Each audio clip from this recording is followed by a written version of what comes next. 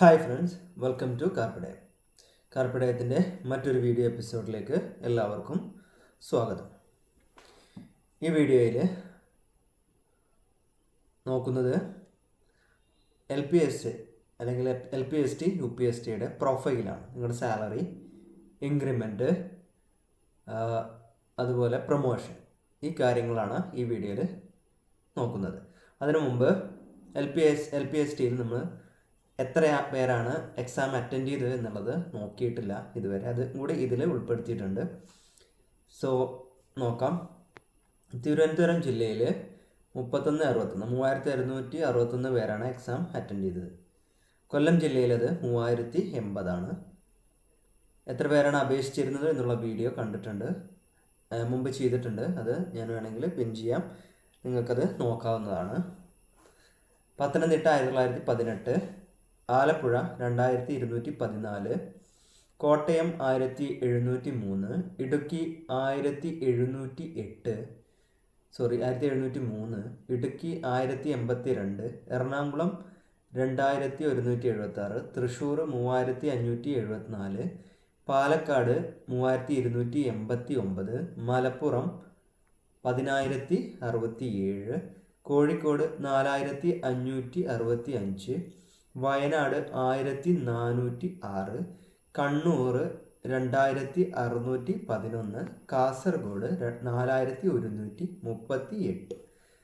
Total 4584 പേരാണ് അപേക്ഷിച്ചിട്ടുള്ളത് ഈ 14 ജില്ലകളിലായിട്ട്. അപേക്ഷകർ എത്രയായിരുന്നു എന്നുള്ളത് മുമ്പ് ചെയ്തിട്ടുണ്ട്. എക്സാം അറ്റൻഡ് ചെയ്തവരാണ് ഈ 45,000-ഓളം പേര് എക്സാം അറ്റൻഡ് ചെയ്തിട്ടുണ്ട്. സോ അതാണ് പറയാനുള്ളത്. ഇനി നാം നോക്കാൻ പോകുന്നത് LPST UPSTയുടെ പ്രൊഫൈല്, പ്രൊമോഷൻ, സാലറി കാര്യങ്ങളാണ്. യൂട്യൂബിലും നെറ്റിലും പലയിടത്തും നോക്കി. അപ്പോൾ പലയിടത്തും ഇത് പറയുന്നത് ശരിയായിട്ട് പറഞ്ഞിട്ടില്ല. അതുപോലെ യൂട്യൂബുകളിലൊക്കെ പറയുന്നുണ്ട് സാലറി, പക്ഷെ കറക്റ്റായിട്ട് പറഞ്ഞിട്ടില്ല. അതുകൊണ്ടാണ് വീണ്ടും ഈ ഒരു വീഡിയോ ചെയ്യാമെന്ന് വിചാരിച്ചത്, കറക്റ്റായിട്ടൊരു ഇൻഫോർമേഷൻ പാസ് ചെയ്യാൻ. പലരും പൂർണ്ണമായ ഒരു ഉത്തരം നൽകുന്നില്ല. പലരും ബൂസ്റ്റ് ചെയ്ത് കാണിക്കാൻ ശ്രമിക്കുന്നുണ്ട്. കറക്റ്റായിട്ടുള്ള ഒരു പ്രൊഫൈല് നൽകാൻ ആർക്കും സാധിച്ചിട്ടില്ല എന്നുള്ളത് കൊണ്ടാണ് ഇത്തരത്തിലുള്ളൊരു വീഡിയോ ചെയ്യുന്നത്. വീഡിയോ ഇഷ്ടപ്പെട്ടാൽ ലൈക്ക് ചെയ്യുക. അതുപോലെ നിങ്ങൾക്ക് എന്തെങ്കിലും ഡൗട്ട് ഉണ്ടെങ്കിൽ കമൻറ്റ് ചെയ്യുക. സോ നോക്കാം, എന്താണ് LPST UPSTയുടെ പ്രൊഫൈല്, പ്രൊമോഷൻ. ഫസ്റ്റ് ക്വസ്റ്റ്യൻ ഇതാണ്: LPSTക്കും UPSTക്കും ഒരേ സാലറിയാണ്, ഒരേ സാലറി പാക്കേജ് ആണോ എന്നുള്ളത് നിങ്ങൾ മനസ്സിലാക്കേണ്ടത്. LPST എന്ന് പറയുന്നത് DLED TTC പ്ലസ് കേട്ടറ്റും ഉണ്ടെങ്കിൽ കിട്ടുന്നൊരു ജോബാണ്. പക്ഷെ അതിൽ തന്നെ BEdും കേട്ടറ്റും 1, 2 ഉള്ളവർക്കും അത് എഴുതാം. UPST ആകുമ്പോൾ അതിന് BEd അല്ലെങ്കിൽ ഈ പറഞ്ഞ കേട്ടറ്റ് 1, 2 അതുപോലെ DLEDോ TTC ഉള്ളവർക്കും എഴുതാം. സോ ഒരു ക്വാളിഫിക്കേഷൻ വൈസ് നോക്കിയാൽ സെയിം ആണ്. മറ്റൊരു BEd പഠിച്ചവർക്ക് ഇതിലേക്ക് വരാൻ പറ്റുന്നുണ്ട് എന്നുള്ളത് മാത്രമാണ്. അതുകൊണ്ട് തന്നെ ക്വാളിഫിക്കേഷൻ വൈസ് സെയിം ആണെന്ന് പറയാം. അതുകൊണ്ട് തന്നെ ഇതിൻ്റെ പാക്കേജും സെയിം ആണ്. സോ ഫസ്റ്റ് നോക്കുന്നത് ഇതിൻ്റെ ബേസിക് സാലറി അല്ലെങ്കിൽ സാലറി പാക്കേജ് എന്ന് പറയും. അതായത് ഒരു സാലറി ആദ്യമായിട്ട് ഒരാൾ കയറുമ്പോൾ തുടങ്ങുന്ന ഒരു ബേസിക് പേ എന്ന് പറയുന്നുണ്ട്. അത് ഒരു പേ മുതൽ അടുത്ത പേ വരെ ആയിരിക്കും. അതായത് നിങ്ങൾ ആ പേയിലൂടെ ആയിരിക്കും കടന്നു പോകുന്നത്. തുടക്കത്തിൽ ഇപ്പോൾ ഒരു 1000 രൂപയാണെങ്കിൽ തുടക്കത്തിൽ 1000, പിന്നെ 1500, 2000, 3000, അങ്ങനെ ഓരോ വർഷവും കൂടി പോകും. സോ അത് എങ്ങനെയാണ് ആദ്യം കയറുന്ന ഒരാൾക്ക്, ഇന്ന് കയറുന്ന ഒരാളുടെ കാര്യമാണ് നിലവിൽ പറയുന്നത്. നിങ്ങൾ കയറുന്ന സമയത്ത് എങ്ങനെയായിരിക്കും എന്നുള്ളതും ഈ വീഡിയോയിൽ പറയും. അതുകൊണ്ട് തന്നെ സ്കിപ്പ് ചെയ്യാതെ കാണുക. എനിക്കറിയാവുന്ന കാര്യമാണെന്ന് എഴുതിയിട്ട് സ്കിപ്പ് ചെയ്ത് പോകണ്ട. ഓരോ കാര്യങ്ങളും, അതുപോലെ നിങ്ങളുടെ സീനിയോറിറ്റി വരുന്നതും പ്രൊമോഷൻ വരുന്നതും ഇൻക്രിമെൻറ്റ് വരുന്നതും എന്തൊക്കെ ആനുകൂല്യമാണ് ലഭിക്കുന്നത് എന്നുള്ള കാര്യങ്ങളൊക്കെ ഇതിൻ്റെ ഇടയിൽ പറഞ്ഞു പോകും. സോ സ്കിപ്പ് ചെയ്യാതെ കാണുക. നിങ്ങൾക്ക് കറക്റ്റായിട്ടുള്ള ഒരു പ്രൊഫൈൽ ഇതിലൂടെ തന്നെ ലഭിക്കും. ഇത് കഴിഞ്ഞാൽ നിങ്ങൾക്ക് വേറെ വീഡിയോ കാണേണ്ട അവസ്ഥ ഉണ്ടാവില്ല. So next, basic pay level.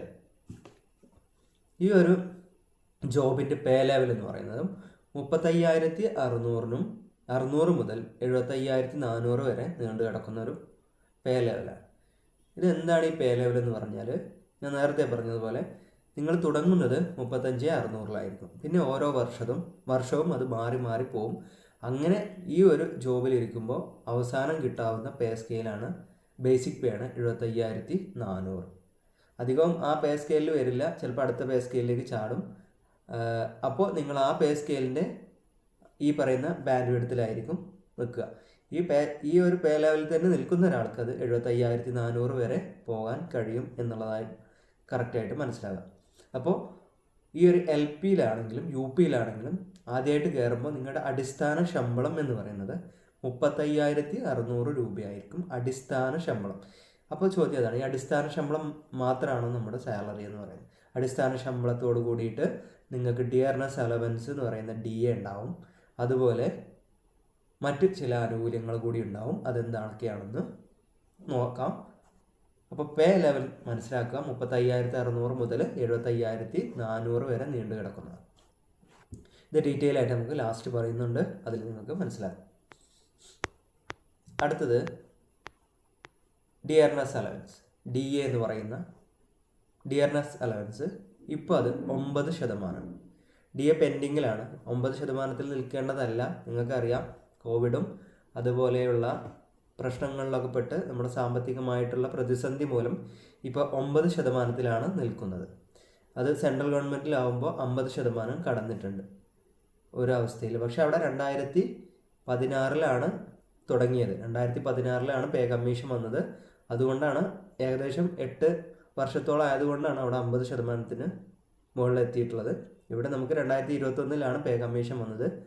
3 വർഷമായിട്ടുള്ളൂ, 9% ആയിട്ടുണ്ട്. എങ്കിലും 9% പോരാ, ഒരു 17-19% ആവാനുള്ള സമയമുണ്ട്. അത് അരിയർ പെൻഡിങ് ആണ്. പക്ഷേ ഇപ്പം നിലവിൽ 9% ഉള്ളൂ. അത് പ്രകാരം നിങ്ങൾക്ക് ബേസിക് പേയുടെ 9% ആയിരിക്കും ഇപ്പോൾ നിലവിൽ ഈ ഒരു സമയത്ത്, ഞാൻ ഈ വീഡിയോ ചെയ്യുന്ന ഈ സമയത്ത് ഒരാൾ ജോലിയിൽ പ്രവേശിക്കുകയാണെങ്കിൽ കിട്ടാൻ പോകുന്നത് 3,204 രൂപയാണ്. ഇനി ഈ പറയുന്ന ഓഗസ്റ്റിൽ അവസാനത്തോടു കൂടി അല്ലെങ്കിൽ സെപ്റ്റംബർ ആദ്യത്തോടു കൂടി വീണ്ടും ഒരു DA കൂടി പ്രഖ്യാപിക്കും. അത് 2%, 3%, 1% ആവാം. സോ അത് 9, 11, 12 ഒക്കെ ആവാം. അതിനനുസരിച്ച് ഇത് മാറും. ഇപ്പോൾ നിലവിൽ 3,204 രൂപയായിരിക്കും കിട്ടുക എന്നുള്ളത് മനസ്സിലാക്കുക. അപ്പോൾ രണ്ടാമത്തെ ഹെഡാണ് ഫസ്റ്റ് ബേസിക് പേ പ്ലസ് ഈ 3,204, 35,600 പ്ലസ് 3,204 ആയി. ഇതാണ് ഇപ്പോൾ ശമ്പളത്തിൻ്റെ നിലവിൽ. ഇനി എന്തെങ്കിലും ഉണ്ടോ നോക്കാം. സോറി, HR എന്ന് പറയും, ഹൗസ് റെൻ്റ് അലവൻസ്. HR നിങ്ങൾക്ക് താമസത്തിന് സൗകര്യമില്ലാത്തവർക്കൊക്കെ താമസത്തിന് സൗകര്യത്തിനുള്ള ഒരു വേതനം എന്നുള്ള നിലക്കാണ് HR നൽകുന്നത്. HR 4 സിറ്റികളിലായിട്ട് തരംതിരിച്ചിട്ടുണ്ട്, A, B, C, D എന്ന് പറയുന്നു. A കാറ്റഗറി എന്ന് പറയുന്നത് നിങ്ങളുടെ 3 സിറ്റികളുണ്ട്, തിരുവനന്തപുരം, അതുപോലെ എറണാകുളം, കോഴിക്കോട് എന്നീ എവിടങ്ങളിലെങ്കിലും വർക്ക് ചെയ്യുകയാണെങ്കിൽ നിങ്ങൾക്ക് 10%, എന്നീ ജില്ലകളിലല്ല, ജില്ലാ ആസ്ഥാനത്ത് വർക്ക് ചെയ്യുകയാണെങ്കിൽ നിങ്ങൾക്ക് 10%. പിന്നെ മുനിസിപ്പാലിറ്റി, കോർപ്പറേഷൻ, അതുപോലെ പഞ്ചായത്ത് എന്നുള്ള നിലക്ക് നിങ്ങൾക്ക് അത് കുറഞ്ഞു വരും. കൂടുതൽ ആളുകൾ വർക്ക് ചെയ്യാൻ പോകുന്നത് പഞ്ചായത്ത് തലത്തിലായിരിക്കും, അതായത് Dയിലായിരിക്കും. അവിടെ നിങ്ങൾക്ക് ലഭിക്കാൻ പോകുന്നത് 4%. പിന്നെ മുനിസിപ്പാലിറ്റി ആണെങ്കിൽ അത് 6% കിട്ടും. അതിലായിരിക്കും കൂടുതൽ ആളുകൾ വരിക. സോ ഞാൻ ഇവിടെ 4% എടുത്തിട്ടാണ് നിങ്ങൾക്ക് പറയാൻ പോകുന്നത്. കാരണം majority of the people, 70% above people ഈ പഞ്ചായത്തിലായിരിക്കും വർക്ക് ചെയ്യാൻ പോകുന്നത്, ഒരു പഞ്ചായത്തിലുള്ള സ്കൂളുകളിൽ. സോ അതുകൊണ്ട് തന്നെ 4% ആയിരിക്കും നിങ്ങൾക്ക് കിട്ടാൻ പോകുന്ന HR എന്ന് പറയുന്നത്. അത് 4% ആണെങ്കിൽ 1,460, 6% ആണെങ്കിൽ 2,136, 8% ആണെങ്കിൽ 2,848 രൂപയും, 10% ആണെങ്കിൽ 3,560 രൂപയും ലഭിക്കും. അപ്പോൾ നിങ്ങൾ എന്ത് ചെയ്യാം, ഈ 4%-ൻ്റെയാണ് ഞാൻ കൂട്ടാൻ പോകുന്നത്. ഈ 1,460-ൽ നിന്നും ബാക്കിയുള്ള സംഖ്യ നിങ്ങളിപ്പോൾ എയിലാണ് വരികയാണെങ്കിൽ 3,560 കിട്ടും, ബിയിലാണെങ്കിൽ 2,848 കിട്ടും, സിയിലാണെങ്കിൽ 2,136 കിട്ടും. ഡിയിലല്ലാത്തവർ ഈ 1,460-ൽ നിന്ന് എന്താണോ ഈ പറയുന്ന സംഖ്യകളിലേക്കുള്ള വ്യത്യാസം, അത് നിങ്ങളുടെ ഞാൻ പറയുന്ന അവസാനം പറയുന്ന സാലറിയിൽ കൂടെ കൂട്ടിയാൽ മതി. അതായത് 1,460-ഉം 2,136 തമ്മിലുള്ള വ്യത്യാസം, അല്ലെങ്കിൽ 1,460-ഉം 2,848 തമ്മിലുള്ള വ്യത്യാസം, അല്ലെങ്കിൽ 1,460-ഉം 3,560 തമ്മിലുള്ള വ്യത്യാസം നിങ്ങൾക്ക് അവസാനം കിട്ടുന്ന സാലറിയോട് കൂട്ടിയാൽ നിങ്ങളുടെ സാലറിയായി. കൂടുതൽ പേർക്കും ഈ 1460 രൂപയായിരിക്കും എന്നുള്ളത് കൊണ്ടാണ് അത് ചെയ്യുന്നത്. സോ നിങ്ങൾക്ക് 1460 രൂപ HRA ആയി കിട്ടി. ഇപ്പോൾ നിങ്ങൾക്ക് 35,600 കിട്ടി. അതുപോലെ നിങ്ങൾക്ക് DA ഇനത്തിൽ 3204 കിട്ടി. അപ്പോൾ അത് പ്ലസ് ചെയ്തു. അതിൻ്റെ കൂടെ ഈ 1460 രൂപ കൂടി നിങ്ങൾ ആഡ് ചെയ്താൽ നിങ്ങൾക്ക് എന്തായി? നിങ്ങളുടെ ഗ്രോസ് സാലറി എന്ന് പറയും, അത് 40,264 രൂപയാണ്. അതായത് നിങ്ങൾക്ക് ഒരാൾ UP LPയിൽ കയറുന്ന ഒരാൾക്ക് 40,000 രൂപയുടെ മുകളിലാണ് നിങ്ങൾക്ക് ശമ്പളം നിങ്ങൾക്ക് കിട്ടുന്നത്. അതായത് നിങ്ങളുടെ ഗ്രോസ് സാലറിയാണ്. ഈ ഗ്രോസ് സാലറി എന്ന് പറയുന്നത് നിങ്ങളുടെ മുഴുവൻ ശമ്പളമാണ്. നിങ്ങളുടെ ശമ്പളം എത്ര ഉണ്ടെന്ന് പറഞ്ഞാൽ നിങ്ങൾക്ക് 40,264 എന്ന് പറയും. അതാണ് നിങ്ങളുടെ സാലറി. പക്ഷേ ഇതിൽ നിന്ന് നിങ്ങളുടെ സേഫ്റ്റിക്കും നിങ്ങളിലൊരു എന്താ വെച്ചാൽ നമ്മുടെ ഒരു സമ്പാദനശീലം വർദ്ധിപ്പിക്കാനും ഗവൺമെൻറ്റിൻ്റെ തന്നെ കാര്യങ്ങൾക്ക് വേണ്ടിയിട്ട് കുറച്ച് ഡിഡക്ഷൻസ് ഉണ്ട്. സാലറിയിൽ നിന്ന് കുറച്ച് തുക ഗവൺമെൻറ് പിടിക്കും. അത് നിങ്ങൾക്കുള്ള തുക തന്നെയാണ്, ഒരിക്കലും ഗവൺമെൻറ്റിനുള്ള തുകയല്ല. അത് പലിശ അടിസ്ഥാനത്തിൽ നിങ്ങൾക്ക് തിരിച്ചു തരും. നിങ്ങൾ റിട്ടയർമെൻ്റ് ആകുമ്പോൾ അത് ആ പൈസ തിരിച്ചു തരും. അതെന്തൊക്കെയാണെന്ന് നമുക്ക് നോക്കാം. അപ്പോൾ ഇതിൽ അടിസ്ഥാനമായി മനസ്സിലാക്കുന്നത്, ഇന്ന് കയറുന്ന ഒരാൾക്ക് ഒരു മാസം കഴിയുമ്പോൾ കയ്യിൽ 40,264 രൂപ ലഭിക്കും. കാരണം ഫസ്റ്റ് മന്തിൽ നിങ്ങൾക്ക് പിടുത്തങ്ങളൊന്നും ഉണ്ടാവില്ല. അതുകൊണ്ട് തന്നെ 40,264 രൂപ കൊണ്ട് നിങ്ങൾക്ക് വീട്ടിൽ പോകാം. ഇപ്പോൾ ഇത് ഗ്രൂപ്പ് ഡിയിലുള്ളവർക്കാണ്. സിയിലുള്ളവർക്കാണെങ്കിൽ 1000 രൂപ, ഒരു 500 രൂപയോളം. മറ്റവർക്കാണെങ്കിൽ ബിയിലാണെങ്കിൽ 1000 രൂപ, ഡിയിലാണെങ്കിൽ 1500 രൂപ. ഈ അടിസ്ഥാനത്തിൽ വ്യത്യാസപ്പെട്ടിരിക്കും. സോ 41,264 രൂപ അല്ലെങ്കിൽ 41,500 രൂപയായിരിക്കും ഒരു ക്ലാസ് എ സിറ്റിയിൽ താമസിക്കുന്ന ഒരാൾക്ക്, എറണാകുളം സിറ്റിയിൽ സ്കൂളിൽ ജോലി ചെയ്യുന്ന ഒരാൾക്ക് കിട്ടാൻ പോകുന്നത്. അത്ര വലിയൊരു മാറ്റമില്ല. 1000 രൂപയുടെ ഒരു മാറ്റം വരാൻ ഉള്ളൂ. 1,200 രൂപയുടെ മാറ്റേ വരുള്ളൂ. 10% ആയിരിക്കും അവർക്ക് കിട്ടാൻ പോകുന്നത്. ഇവർക്ക് കിട്ടുന്നത് 4% മനസ്സിലാക്കുക. സോ 1,500 രൂപയുടെ മാറ്റം വരുള്ളൂ. സോ അടിസ്ഥാനപരമായ ഒരു 40,500 എന്ന് മനസ്സിലാക്കി വെക്കുക. ഇതാണ് നിങ്ങളുടെ ഗ്രോസ് സാലറി. അപ്പോൾ ഇനി നിങ്ങൾക്ക് 2-3 മാസം കഴിഞ്ഞാൽ ഈ സാലറി കയ്യിൽ കിട്ടുമെന്ന് വെച്ചാൽ കിട്ടില്ല. അതാണ് പലരും വീഡിയോയിൽ ചെയ്യാത്തത്. നിങ്ങൾക്ക് സാലറി പൊലിപ്പിച്ച് കാട്ടി നിങ്ങൾക്ക് ഈ ജോലി കിട്ടിയിട്ട് കാര്യമില്ലല്ലോ. നിങ്ങൾക്ക് എന്താണ് കിട്ടാൻ പോകുന്നത്, കയ്യിൽ കിട്ടാൻ പോകുന്നത്, അതിനനുസരിച്ചാണ് നിങ്ങളുടെ ചിലവുകൾ നിങ്ങൾക്ക് കണക്കൂട്ടാൻ കഴിയുന്നത്. അത് എത്രയായിരിക്കും എന്നുള്ളതാണ് ഇനി നമുക്ക് നോക്കാൻ കഴിയുന്നത്. എന്തൊക്കെ ഗവൺമെൻറ് നിങ്ങളേക്കിൽ നിന്ന് പിടുത്തമുണ്ട്, എന്തിനൊക്കെ വേണ്ടിയിട്ടാണ് പിടുത്തം, എന്താണ് നിങ്ങൾക്ക് ഉപകാരം എന്നുള്ള കാര്യമാണ് ഇനി നോക്കുന്നത്. ഡിഡക്ഷൻസ് പറയുന്ന ഹെഡുകൾ നോക്കാം. നിങ്ങൾക്കൊരു PF അക്കൗണ്ട് ഉണ്ടാവും. PF അക്കൗണ്ട് എന്ന് പറഞ്ഞാൽ നിങ്ങൾ റിട്ടയർ ചെയ്ത് വരുമ്പോൾ 60 വയസ്സിലായിരിക്കും നിങ്ങളുടെ റിട്ടയർമെൻറ്റ്. നിങ്ങളുടെ റിട്ടയർമെൻറ്റ് ഏജ് കാണാൻ വളരെ എളുപ്പമാണ്. അതായത് നിങ്ങളുടെ ഏജിൻ്റെ കൂടെ ഡേറ്റ് ഓഫ് ബർത്തിൻ്റെ കൂടെ 60 വയസ്സ് കൂട്ടുക. അപ്പോൾ നിങ്ങൾ റിട്ടയർമെൻറ്റ് ഏജ് കിട്ടും. അതായത് അവസാനത്തെ ദിവസം, ആ മാസത്തിലെ അവസാനത്തെ ദിവസമായിരിക്കും നിങ്ങളുടെ റിട്ടയർമെൻറ്റ്. ഇപ്പോൾ 1-ാം തീയതി ജനുവരിയിൽ ജനിച്ച ഒരാൾക്ക് 31-ാം തീയതി ജനുവരിയിലായിരിക്കും നിങ്ങളുടെ റിട്ടയർമെൻറ്റ്. വർഷം എന്ന് പറയുന്നത് നിങ്ങളുടെ ഡേറ്റ് ഓഫ് ബർത്തിൻ്റെ ഇയറിൻ്റെ കൂടെ 60 വയസ്സ് കൂട്ടിയാൽ മതി. അതായത് പുതിയ NPS സ്കീമിൽ പുതിയ പെൻഷൻ സ്കീം അനുസരിച്ച് കയറുന്നവർക്ക് 60 വയസ്സ് വരെയാണ് ജോലി ചെയ്യാൻ കഴിയുക. പഴയ പെൻഷൻ സ്കീമിലുള്ളവർക്ക് 56 വയസ്സ് വരെയാണ് ജോലി ചെയ്യാൻ കഴിയുക എന്നുള്ള അറിവ് കൂടി നിങ്ങളുടെ മുന്നിലേക്ക് ഞാൻ വെക്കുകയാണ്. അതറിയാത്തവരും ഉണ്ടാവും. അതായത് നിങ്ങൾക്ക് 60 വയസ്സ് വരെ വർക്ക് ചെയ്യാം, അവർക്ക് 56 വയസ്സ് വരെയാണ് വർക്ക് ചെയ്യാൻ കഴിയുന്നത്. പക്ഷേ നിങ്ങളുടെ പെൻഷൻ തരുന്നത് നിങ്ങളുടെ പൈസയിൽ നിന്ന് തന്നെയാണ്. അവർക്ക് പെൻഷൻ നൽകുന്നത് ഗവൺമെൻറ് നേരിട്ടാണെന്നുള്ളതും മനസ്സിലാക്കും. സോ PF ഡിഡക്ഷനിൽ വരുന്ന ഒന്നാണ് PF എന്ന് പറയുന്നത്. നിങ്ങളുടെ പ്രൊവിഡൻറ്റ് ഫണ്ട് അല്ലെങ്കിൽ ഗ്രാറ്റുവിറ്റി ഒക്കെ തരാനുള്ള നിങ്ങൾക്ക് ഒരു PF പറയും, പ്രൊവിഡൻറ്റ് ഫണ്ട്, പുത്രന്മാരുടെ ഫണ്ട് എന്നൊക്കെ പറയും, മുമ്പ് പറഞ്ഞപ്പെട്ടിട്ടുള്ള PF. ഈ 1,500 നിങ്ങളുടെ ഓരോ മാസത്തിൽ നിന്ന്, ഇപ്പോൾ നിങ്ങൾക്കൊരു 30 വർഷ സർവീസ് ആണെങ്കിൽ നിങ്ങളുടെ ഈ 30 × 12 ഈ 1,500 വെച്ച് അതിൻ്റെ പലിശയും വെച്ച് നിങ്ങൾക്കൊരു എമൗണ്ട്, വലിയൊരു എമൗണ്ട് 50 ലക്ഷം 60 ലക്ഷം ഒക്കെ നിങ്ങൾക്ക് റിട്ടയർമെൻറ്റ് ആകുമ്പോൾ ഗവൺമെൻറ് തരും. അങ്ങനെയാണ് ഒരു ഗവൺമെൻറ് ജീവനക്കാരൻ അവസാന ദിവസം റിട്ടയർമെൻറ്റ് ഡേയിലാണ് പൈസക്കാരനാവുന്നതെന്ന് പറയുന്നതാണ്. പിന്നെ ഗ്രൂപ്പ് ഇൻഷുറൻസിൽ ഈ PFൽ നിങ്ങൾക്ക് എത്ര രൂപ ഇടാം? മിനിമമാണ് ഞാൻ ഈ 1,500 പറഞ്ഞത്. മിനിമം ഒരു 1,500 രൂപയെങ്കിലും ഇടുക. മാക്സിമം നിങ്ങൾക്ക് നിങ്ങളുടെ ബേസിക്കിൻ്റെ 10% ഓളത്തോളം നിങ്ങൾക്ക് ഇടാൻ കഴിയും. അപ്പോൾ അതിനനുസരിച്ച് നിങ്ങൾക്കത് കൂട്ടി കൊണ്ടുവന്ന് നിങ്ങളുടെ PFൽ കൂടുതൽ എമൗണ്ട് ഇടാം. കാരണം ഏറ്റവും കൂടുതൽ പലിശ ലഭിക്കുന്ന ഒരു സംരംഭമാണ് ഈ PF എന്ന് പറയുന്നത്. അത് നിങ്ങൾക്ക് FDയിൽ ഇട്ടാൽ പോലും അത്ര കിട്ടില്ല. സോ അത്രയും എമൗണ്ട് തരുന്ന PF-ൽ നിങ്ങൾ മാക്സിമം ഇട്ട് കഴിഞ്ഞാൽ നിങ്ങൾ റിട്ടയർമെൻറ്റ് ആകുമ്പോൾ നിങ്ങളുടെ തുക വലുതായിരിക്കും. അപ്പോൾ മാക്സിമം നിങ്ങളുടെ സമ്പാദനം നിങ്ങൾക്ക് വേറെ ആവശ്യമില്ല. ഈ PF-ൽ മാക്സിമം ഇട്ട് കഴിഞ്ഞാൽ നിങ്ങളുടെ സമ്പാദ്യം അത് തന്നെയാണെന്ന് മനസ്സിലാക്കുക. ഗ്രൂപ്പ് ഇൻഷുറൻസ് സ്കീം എന്ന് പറയുന്നത് നിങ്ങൾക്ക് എന്തെങ്കിലും ഇതിനിടയിൽ എന്തെങ്കിലും പറ്റിയാൽ, നിങ്ങളുടെ ജീവൻ എന്തെങ്കിലും പ്രശ്നം പറ്റിയാൽ നിങ്ങളുടെ ഫാമിലിക്ക് ഒരു ഇൻഷുറൻസ് ലഭിക്കണം. അതിനുള്ള തുകയാണ് 500 രൂപ. അത് മിനിമമായിട്ട് ഒരു 500 രൂപ കാൽക്കുലേറ്റ് ചെയ്തിരിക്കും. പിന്നെ നാഷണൽ പെൻഷൻ സ്കീം, ഇത് പുതിയതായിട്ട് 2013 ശേഷം കയറുന്നവർക്ക് ഉള്ള പെൻഷനാണ് ഇപ്പോൾ ന്യൂ പെൻഷൻ സ്കീം എന്ന് പറയുന്നത്. ഈ ന്യൂ പെൻഷൻ സ്കീം അനുസരിച്ച് നിങ്ങളുടെ ബേസിക് പ്ലസ് DA-ൻ്റെ 10% നിങ്ങൾ ഗവൺമെൻറ്റിലേക്ക് കോൺട്രിബ്യൂട്ട് ചെയ്യണം. ഇത് സെൻട്രൽ ഗവൺമെൻറ്റിലേക്കാണ് പോകുന്നത്. അത് പിന്നെ സ്റ്റേറ്റ് ഗവൺമെൻറ്റിന് തിരിച്ചു നൽകും. അതായത് ഇപ്പോൾ അടിസ്ഥാനത്തിൽ NPS-ൽ 10% ഗവൺമെൻറ് കോൺട്രിബ്യൂട്ട് ചെയ്യും, 14% ഗവൺമെൻറ് കോൺട്രിബ്യൂട്ട് ചെയ്യും. അങ്ങനെ ഈ 3880 പ്ലസ് ഒരു 4000, അപ്പോൾ 8,000 രൂപയോളം നിങ്ങളുടെ NPS അക്കൗണ്ടിൽ കിടക്കും. ഈ NPS-ൻ്റെ ഒരു 60% ഒക്കെ എടുത്തിട്ടായിരിക്കും നിങ്ങൾക്ക് പെൻഷൻ നൽകുക. ബാക്കി എമൗണ്ട് നിങ്ങൾക്ക് റിട്ടേൺ ആയിട്ട് റിട്ടയർമെൻറ്റ് സമയത്ത് നൽകും. അപ്പോൾ നിങ്ങൾക്ക് PF-ഉം ഈ NPS-ൻ്റെ എമൗണ്ടും നിങ്ങൾക്ക് റിട്ടയർമെൻറ്റ് ആകുമ്പോൾ കിട്ടും. അതിൻ്റെ ഒരു 60% എടുത്തായിരിക്കും നിങ്ങൾക്ക് പെൻഷൻ തരാൻ പോകുന്നത്.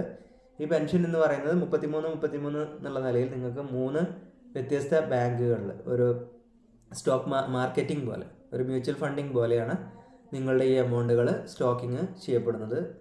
അത് ഗവൺമെൻറ്റിന് വിശ്വസ്തമായ സ്ഥലങ്ങളിലായിരിക്കും നിക്ഷേപിച്ചിരിക്കുക. SBI, യൂണിയൻ ബാങ്ക്, LIC പോലെയുള്ള നിലകളിലായിരിക്കും ടയർ 1-ൽ നിങ്ങൾക്ക് ഇട്ടിട്ടുണ്ടാവുക. ടയർ 2 ആകുമ്പോൾ നിങ്ങൾക്ക് ഇഷ്ടമുള്ളത് സെലക്ട് ചെയ്യുകയും അതിൻ്റെ പെർസെൻറ്റേജ് നിങ്ങൾക്ക് വർദ്ധിപ്പിക്കുകയും ചെയ്യാം. അത് നിങ്ങൾ കുറച്ചുകൂടി വർഷം കഴിയുമ്പോഴായിരിക്കും നിങ്ങൾക്ക് ടയർ 2-ലേക്ക് നിങ്ങൾ അപ്ഗ്രേഡ് ചെയ്യപ്പെടുക. അപ്പോൾ നിങ്ങൾക്ക് ഏത് ബാങ്കിലാണ് നിങ്ങൾക്ക് കൂടുതൽ പൈസ കിട്ടുമെന്ന് നിങ്ങൾ വിശ്വസിക്കുന്നു അതിലേക്ക് നിങ്ങൾക്ക് മാറ്റാം.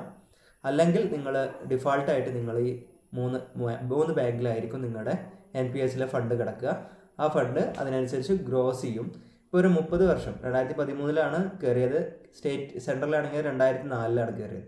2034 ആകുമ്പോഴാണ് നമുക്ക് ഒരാൾ റിട്ടയർമെൻറ്റ് ചെയ്യുമ്പോഴാണ് 30 വർഷം കഴിഞ്ഞ് റിട്ടയർമെൻ്റ് ഒരാൾക്ക് എത്രമാത്രം NPS-ലൂടെ പെൻഷൻ കിട്ടി അല്ലെങ്കിൽ NPS-ലൂടെ ഫണ്ട് കിട്ടിയെന്ന് അറിയാൻ സാധിക്കുകയുള്ളൂ. ഇപ്പോൾ പലരും റിട്ടയർ ആയിട്ടുണ്ട്. 2004 കയറിയിട്ട് 20 വർഷം കഴിഞ്ഞ ഒരാൾ 2024 റിട്ടയർ ചെയ്തിട്ടുണ്ട്. അപ്പോൾ അവർക്ക് കിട്ടുന്ന ബെനിഫിറ്റ് 10,000 രൂപയോളം പെൻഷനേ കിട്ടുന്നുള്ളൂ. സോ അതിപ്പോൾ മനസ്സിലാക്കാൻ കഴിഞ്ഞിട്ടില്ല. ഇത് കൂട്ടാൻ വേണ്ടിയിട്ടാണ് പിന്നീട് ഗവൺമെൻറ്റിൻ്റെ ഭാഗത്തുനിന്ന് 10% ഉണ്ടായിരുന്നത് 14%-ലേക്ക് ഗവൺമെൻറ്റിൻ്റെ കോൺട്രിബ്യൂഷൻ വർദ്ധിപ്പിച്ചത്. ആദ്യം NPS-ൽ നമ്മൾ ഇട്ടിരുന്നത് 10%, ഗവൺമെൻറ് കോൺട്രിബ്യൂട്ട് ചെയ്യുന്നത് 10% ഇപ്പോൾ അത് ഗവൺമെൻറ് 14%-ലേക്ക് ആക്കിയിട്ടുണ്ട്. ഇനിയും ചിലപ്പോൾ അത് വർദ്ധിപ്പിക്കേണ്ടി വരും. കാരണം ഈ ഒരു 30 വർഷത്തോളം സർവീസിൽ ഒരാൾ റിട്ടയർമെൻറ്റ് ചെയ്യുമ്പോൾ അയാൾക്ക് ബേസിക്കായിട്ട് കിട്ടേണ്ട ആനുകൂല്യം ലഭിക്കുന്നില്ലെങ്കിൽ വീണ്ടും ഗവൺമെൻറ് അത് കൂട്ടേണ്ടി വരും. പല സ്റ്റേറ്റുകളും ഈ NPS എടുത്ത് കളഞ്ഞ് പഴയ ഓൾഡ് പെൻഷൻ സ്കീമിലേക്ക് കൊണ്ടുവരുന്ന സാഹചര്യങ്ങളും ഉണ്ടായിട്ടുണ്ട്. കേരളവും അതിൻ്റെ ചർച്ചയിലാണെന്ന് വിചാരിക്കുന്നു. കാരണം ഇങ്ങനെ റിട്ടയർമെൻറ്റ് ആവുന്നവർക്ക് ഇപ്പോഴത്തെ ഒരവസ്ഥയിൽ ബെനിഫിറ്റ് കിട്ടുന്നില്ല എന്ന് മനസ്സിലാക്കണം. എങ്കിലും ഒരു 30 വർഷം സർവീസ് ചെയ്ത ആളുകൾ റിട്ടയർ ചെയ്യുമ്പോഴേ നമുക്കിതിനെക്കുറിച്ച് കൂടുതലായിട്ട് ആധികാരികമായിട്ടും പറയാൻ കഴിയുള്ളൂ.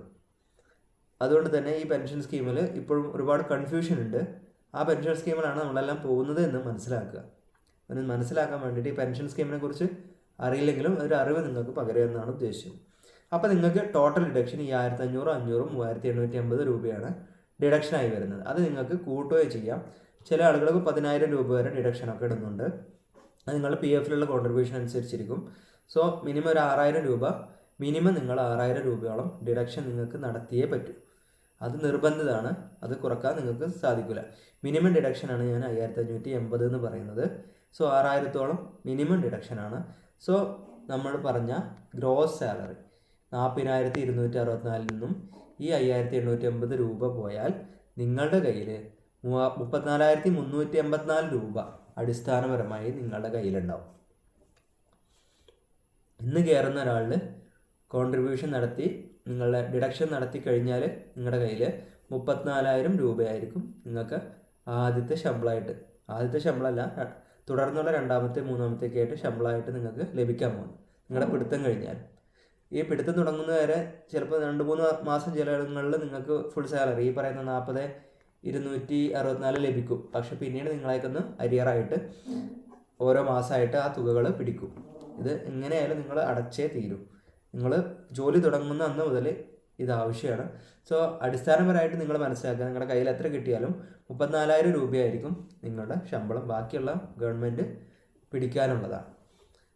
അപ്പോൾ ഒരു സംശയം, നിങ്ങൾ കയറുമ്പോൾ നിങ്ങൾക്ക് എത്രയായിരിക്കുമോ ശമ്പളം? അല്ല എന്ന് തന്നെ ഉറപ്പിച്ച് പറയാം. കാരണം എന്താ, നിങ്ങൾ കയറാൻ പോകുന്നത് 2025-ലോ 2026-ലാണ്. അതിലേറ്റവും കൂടുതൽ പ്രോബബിലിറ്റി അനുസരിച്ച് 2026 മാർച്ചിലാണ് കൂടുതൽ ഒഴിവ് വരിക. അപ്പോൾ 2026 ഏപ്രിൽ കഴിഞ്ഞിട്ടാണ് നിങ്ങളെല്ലാവരും കയറാൻ പോകുന്നത് എന്ന് തന്നെ പറയാം.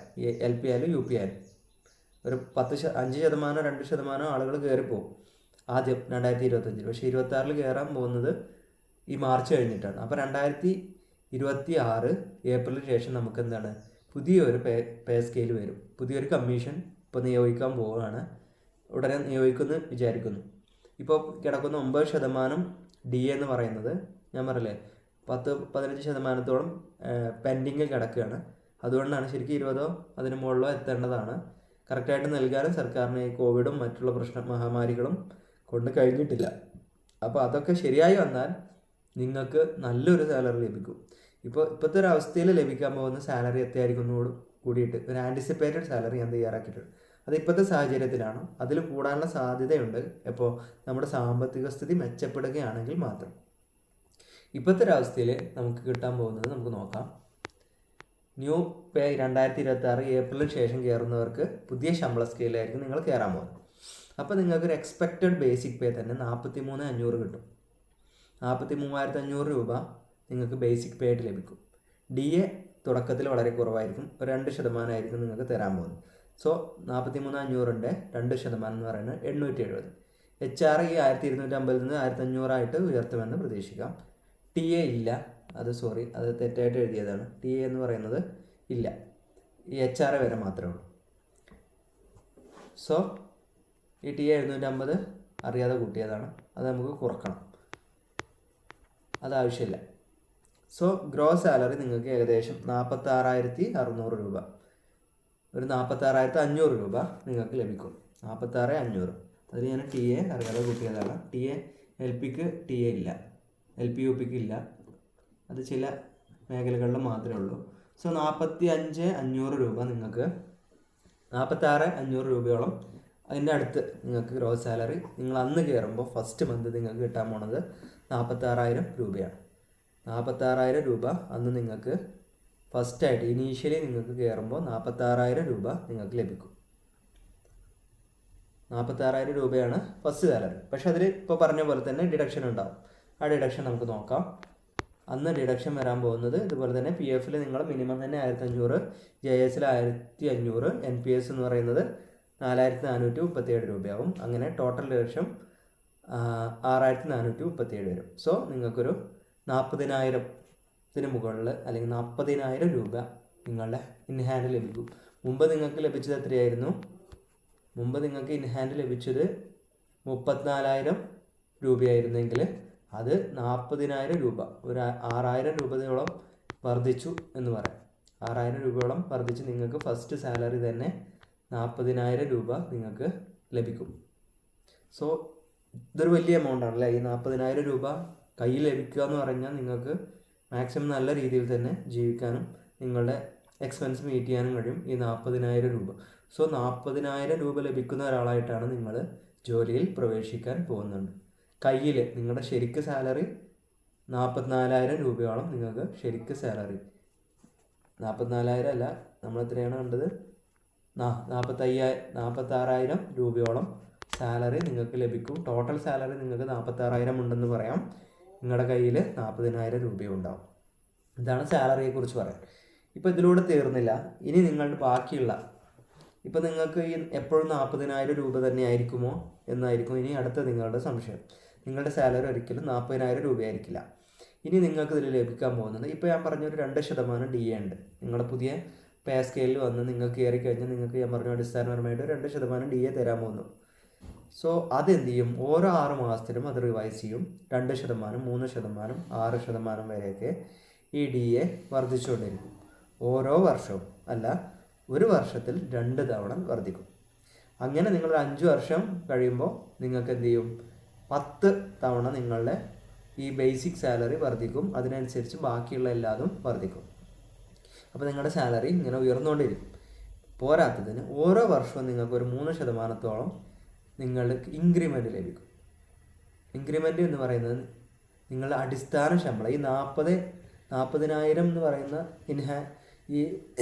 നിങ്ങളുടെ ബേസിക് പേ എന്ന് പറഞ്ഞാൽ 43,500 ഉണ്ടല്ലോ. 2026 നിങ്ങൾക്ക് ലഭിക്കാൻ പോകുന്ന ഈ 43,500-ന് 3% ലഭിക്കും. അപ്പോൾ നിങ്ങൾക്ക് ഡി എയിൽ ഈ 43,500 ഒരു 44,500 ആയാൽ അതിൻ്റെ 2%ആണ് നിങ്ങൾക്ക് ലഭിക്കുക. അല്ലെങ്കിൽ അതിൻ്റെ 10%, അന്നത്തെ എത്രയാണോ ഡി അതായിരിക്കും ലഭിക്കുക. പിന്നെ HRAയിൽ അതിൻ്റെ 4% ആയിരിക്കും ലഭിക്കുക. അപ്പോൾ ആ ഒരു വ്യത്യാസമുണ്ട്. അതുകൊണ്ട് നിങ്ങളുടെ ഈ ഇൻക്രിമെൻറ്റ് ലഭിക്കുമ്പോൾ നിങ്ങൾ അടിസ്ഥാന ശമ്പളത്തിൽ തന്നെ മാറ്റം ഉണ്ടാവും. അങ്ങനെയാണ് നമ്മൾ മുമ്പ് പറഞ്ഞ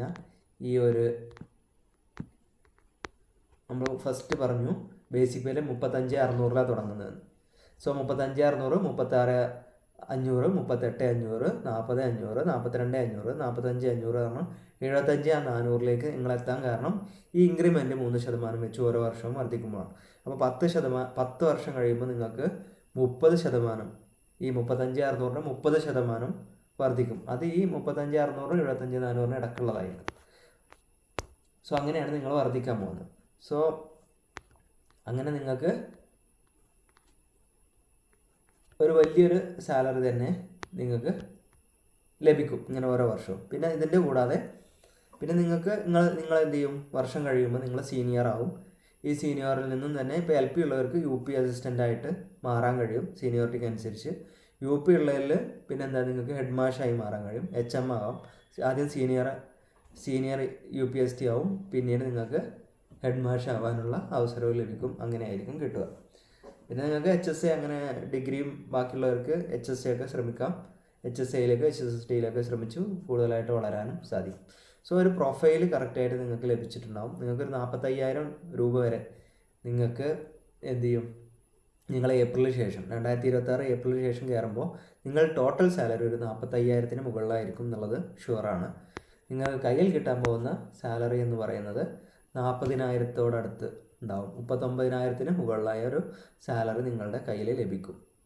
ചിലപ്പോൾ 40,000 തന്നെ കിട്ടും എന്ന് പ്രതീക്ഷിക്കുന്നു, കിട്ടട്ടെ എന്നും പ്രതീക്ഷിക്കുന്നു. നല്ല രീതിയിൽ ഒരു കമ്മീഷൻ വരട്ടെ നമുക്ക് പ്രാർത്ഥിക്കാം. അപ്പോൾ നിങ്ങൾക്കൊക്കെ 40,000 അടിസ്ഥാനപരമായിട്ട് എല്ലാ മാസവും പോക്കറ്റിലിടാനുള്ള ഒരു ഭാഗ്യം ഉണ്ടാവും. സോ നല്ലൊരു സാലറിയാണ്, നല്ലൊരു പാക്കേജാണ്. LDCയേക്കാളും പോലീസിനേക്കാളും ഒക്കെ ഉയർന്നൊരു ശമ്പളം കിട്ടുന്ന ഒരു പോസ്റ്റാണ്. പിന്നെ വർഷത്തിൽ 2 മാസം ഒഴിവുണ്ട്. അപ്പോൾ 10 മാസം സാലറി ആയിട്ട് നിങ്ങളിതിനെ കണ്ടാൽ മതി. അങ്ങനെ നോക്കുമ്പോൾ നിങ്ങൾക്കത് വലിയൊരു ശമ്പളമാണ്. ബാക്കി LDC ഒക്കെ സാറ്റർഡേ വർക്കിംഗ് ആണ്, സൺഡേ മാത്രമാണ് ഒഴിവുള്ളത്, പിന്നെ 2 മാസം ഒഴിവില്ല. സോ അവരെല്ലാ 12 മാസം വർക്ക് ചെയ്യുന്നുണ്ട്. നിങ്ങൾക്ക് 2 മാസം ഒഴിവുണ്ട്, ശനിയും ഞായറും ഒഴിവുണ്ട്. പിന്നെ എല്ലാ ദിവസവും ഒരുപാട് ഒഴിവുകളുണ്ട്. ഇത്രയും ഒഴിവ് കിട്ടുന്ന മറ്റൊരു ജോലി ഉണ്ടാവില്ല. സോ എല്ലാ ജോലിക്കും അതിൻ്റേതായ പ്രശ്നങ്ങളുണ്ട്, ടെൻഷനുണ്ട്, പ്രഷറുണ്ട്. വളരെ എളുപ്പമാണെന്ന് വിചാരിക്കേണ്ട. ഇപ്പോൾ പഴയ പോലെയല്ല. വിദ്യാർത്ഥികൾ തിരിച്ച് ചോദ്യം ചോദിക്കും. അധ്യാപക PTA മീറ്റിങ്ങിൽ ചോദ്യത്തിന് ഉത്തരം പറയേണ്ടി വരും. നന്നായിട്ട് ക്ലാസ് എടുത്തിട്ടില്ലെങ്കിൽ ഉത്തരം പറയേണ്ടി വരും, അല്ലെങ്കിൽ ട്രാൻസ്ഫർ ചെയ്യും. അങ്ങനെ ഒരുപാട് പ്രശ്നങ്ങളുണ്ട്. പഴയ പോലെ ഒരു ടൈപ്പ് നടക്കില്ല. നന്നായിട്ട് ക്ലാസ് എടുക്കണം, നന്നായിട്ട് കോ കരിക്കുലർ ആക്ടിവിറ്റീസിലൊക്കെ പങ്കെടുക്കേണ്ടി വരും, നന്നായിട്ട് ഹോംവർക്ക് ചെയ്യേണ്ടി വരും. നേരെ പോയി ക്ലാസ് എടുത്തു കഴിഞ്ഞാൽ കുട്ടികൾ ഉത്തരം മുട്ടിക്കും. നെറ്റിൻ്റെയും ChatGPTയുടെ ഒക്കെ കാലമാണ്. സോ അതിൽ നിന്നൊക്കെ തിരഞ്ഞെടുത്ത് നിങ്ങൾ ഉത്തരം മുട്ടിക്കാൻ വേണ്ടിയിട്ട് വീട്ടിൽ നിന്നും പറഞ്ഞു വിടും, അവർ സ്വന്തമായിട്ടും വരും. എങ്കിലും അതിൻ്റെ ഒരു അളവ് LP UPയിലാവുകൊണ്ട് കുറയും. ഹൈസ്കൂളിൽ അങ്ങോട്ട് മുകളിലേക്ക് വരുമ്പോൾ അത് കൂടി വരും. നമ്മൾ ബുക്ക് റെഫർ ചെയ്യാം എന്ന് പറയുമ്പോൾ തന്നെ നമുക്ക് കുട്ടികൾക്കിടയിൽ നമ്മൾ ഒരു അറിവില്ലാത്തവനായി മാറും. എങ്കിലും അറിയാത്തത് നിങ്ങൾ നാളെ പറഞ്ഞു തരാമെന്ന് തന്നെ പറയാം. അല്ലാതെ അതിൽ ചമ്മൽ വിചാരിച്ചിട്ട് കാര്യമില്ല. മാക്സിമം നിങ്ങൾക്ക് തന്നെ അറിവ് മോൾഡ് ചെയ്തുകൊണ്ടിരിക്കുക. ഈ PSC കഴിഞ്ഞു കരുതിയിട്ട് നിർത്താതെ നിങ്ങളുടെ ഡെയിലി പത്രവായനയും മറ്റ് ഇൻഫോർമേഷൻ, അതുപോലെ നിങ്ങളുടെ സബ്ജക്റ്റിൽ നിങ്ങൾ ഏതാണ് സബ്ജക്റ്റാണോ ക്ലാസ്സിലെടുക്കുന്നത് അതിനെക്കുറിച്ച് പക്ക നിങ്ങൾ മാസ്റ്ററായി മാറുക. അല്ലാതെ നിങ്ങൾക്ക് പിടിച്ചു വെക്കാൻ കഴിയില്ല. എല്ലാ കാര്യങ്ങളിലും ആക്റ്റീവായി പങ്കെടുത്താൽ നിങ്ങൾക്ക് സ്കൂളിൽ തന്നെ നല്ലൊരു പ്രൊഫൈലിൽ നല്ലൊരു മുഖമായിട്ട് മാറാൻ കഴിയും. കുട്ടികൾക്കിടയിൽ ഒരു പ്രിയങ്കരനായി മാറാൻ കഴിയും. സോ അതൊക്കെ നടക്കട്ടെ. ഇനി നമുക്ക് അടുത്തൊരു വീഡിയോയിൽ നമ്മുടെ അടുത്ത് വരാൻ പോകുന്ന ഇനിയിപ്പോൾ ആൻസർ കീ വരാൻ പോകുന്നു. Final answer key. അതിനുശേഷം കുറച്ച് മാസങ്ങൾക്ക് ശേഷം നമ്മുടെ ഷോർട്ട് ലിസ്റ്റ് വരും. ഷോർട്ട് ലിസ്റ്റ് കഴിഞ്ഞ് കുറച്ച് മാസം കഴിഞ്ഞാൽ ഇൻ്റർവ്യൂ ഉണ്ടാകും. അപ്പോൾ ഇൻ്റർവ്യൂവിന് എന്തൊക്കെയായിരിക്കും ചോദ്യം എന്നുള്ളത് തുടർ വീഡിയോകൾ ചെയ്യുന്നതാണ്. എന്തെങ്കിലും ഡൗട്ട് ഉണ്ടെങ്കിൽ, എന്തിനെക്കുറിച്ചെങ്കിലും ഒരു വീഡിയോ നിങ്ങൾക്ക് ആവശ്യമുണ്ടെങ്കിൽ അത് കമൻറ്റ് ബോക്സിൽ രേഖപ്പെടുത്തുക. മാക്സിമം ലൈക്ക് ചെയ്യുക. ഒരു ലൈക്ക് കൊണ്ട് നിങ്ങൾക്കൊന്നും നഷ്ടം പോകുന്നില്ല. മിനിമം ലൈക്കുകൾ പോലും കിട്ടുന്നില്ല. സോ ആ ലൈക്ക് നിങ്ങൾ തരിക. ഇത്രയും കഷ്ടപ്പെട്ടുണ്ടാക്കുന്നൊരു വീഡിയോ അല്ലേ, എവിടെയും കിട്ടാറില്ല. അതൊന്നും ഈ ഒരു സാലറി ഒന്നും കറക്റ്റായിട്ട് എവിടെയും ഞാൻ കണ്ടിട്ടില്ല. സോ അതൊക്കെ നമ്മൾ അത്രയും സോഴ്സുകൾ തപ്പിയെടുക്കുന്നതിന് നിങ്ങൾ ഒരു നമുക്കതിന് തിരിച്ചെന്തെങ്കിലും തരിക. ഒരു സ്മൈലി എന്നുള്ള നിലക്ക്, ഒരു സ്മൈലിങ്, ഒരു കെയറിങ് എന്നുള്ള നിലക്കൊരു ലൈക്ക്. അതുപോലെ നിങ്ങളുടെ ചോദ്യങ്ങൾ കമൻറ്റ് ബോക്സിലിടുക. കട്ട് ഓഫ് ഇത്ര മാർക്ക് കിട്ടുമോ എന്നുള്ള ചോദ്യങ്ങളല്ല, അത് നിങ്ങൾക്ക് കട്ട് ഓഫ് വീഡിയോ നോക്കിയാൽ അറിയാം നിങ്ങൾക്ക് കിട്ടുമോ ഇല്ലേ എന്നുള്ളത്. അതിന് കൂടുതലായിട്ട് ആധികാരികമായിട്ട് ഞാൻ കിട്ടുമോ എന്ന് ചോദിക്കേണ്ട ആവശ്യമില്ല. ഞാൻ ചോദിച്ചാലും ഞാൻ ഉത്തരം നൽകും. പക്ഷേ അത് നിങ്ങൾക്ക് തന്നെ നോക്കിയാൽ മനസ്സിലാവും. കട്ട് ഓഫ് വീഡിയോ ചെയ്തിട്ടുണ്ട്, അതിലുള്ള എല്ലാവർക്കും ഒരു 80% മുകളിലുള്ള കട്ട് ഓഫിൽ പറഞ്ഞ എല്ലാവർക്കും ജോലി കിട്ടും. പക്ക പറയാനുള്ളൊരു അവസ്ഥയിലല്ല നമ്മൾ പോകുന്നതെന്ന് എല്ലാവർക്കും അറിയാം. സോ യു പിയിലാണെങ്കിൽ ഞാനൊരു പക്ക മാർക്ക് 100% അടുത്ത് 90% മുകളിൽ ജോലി കിട്ടുന്നൊരു മാർക്ക് പബ്ലിഷ് ചെയ്തിട്ടുണ്ട്. എൽ പിയിൽ അത്ര ആധികാരികമായിട്ട് ചെയ്തിട്ടില്ല. അത് എന്തുകൊണ്ടാണെന്ന് വെച്ചാൽ നിങ്ങൾക്ക് നിങ്ങളുടെ ഒരു പോസിറ്റീവ് എനർജി അത് നശിപ്പിക്കണ്ടല്ലോ എന്ന് വിചാരിച്ചിട്ടാണ്. കാരണം നിങ്ങൾ അത്യാവശ്യം മാർക്ക് ഉണ്ടെന്ന് വിചാരിക്കുന്നുണ്ട്, എന്നിട്ടും എനിക്ക് കിട്ടൂല, ഇത്രയൊക്കെ മാർക്ക് വരുമോ? അതാണ് ഈ ആധികാരികമായ കട്ട് ഓഫ് എന്ന് പറയുമ്പോൾ. ഇത്രയൊക്കെ മാർക്ക് വരുമോ എന്ന് ചോദിക്കും. ചില ആളുകൾക്ക് അത്ര മാർക്ക് മതിയാവില്ല, കാരണം അവർക്ക് 70-80 ഉണ്ടാവും. അപ്പോൾ ഈ ഒരു മാർക്കൊന്നും ആയിരിക്കില്ല. ആ ഒരു കൺഫ്യൂഷൻ ഒഴിവാക്കാൻ വേണ്ടിയിട്ടാണ് മാക്സിമം ഒരു കൺഫേംഡ് മാർക്ക് കട്ട് ഓഫ് ചെയ്യാത്തത്. ഇപ്പോൾ പറഞ്ഞ കട്ട് ഓഫിന് മുകളിലുള്ളവർക്കൊക്കെ ലഭിക്കും എന്നുള്ള രീതിയിൽ തന്നെ നിങ്ങൾ ഇൻ്റർവ്യൂവിന് വേണ്ടിയിട്ട് പ്ലാൻ ചെയ്യുക. ഇനി മറ്റേതെങ്കിലും എക്സാമിന് വേണ്ടി LDC പോലെയുള്ള എക്സാമുകൾക്ക് പ്രിപ്പയർ ചെയ്യുക. ഒരുപാട് എക്സാമുകൾ വരുന്നുണ്ട്, അതിനൊക്കെ പ്രിപ്പയർ ചെയ്യുക.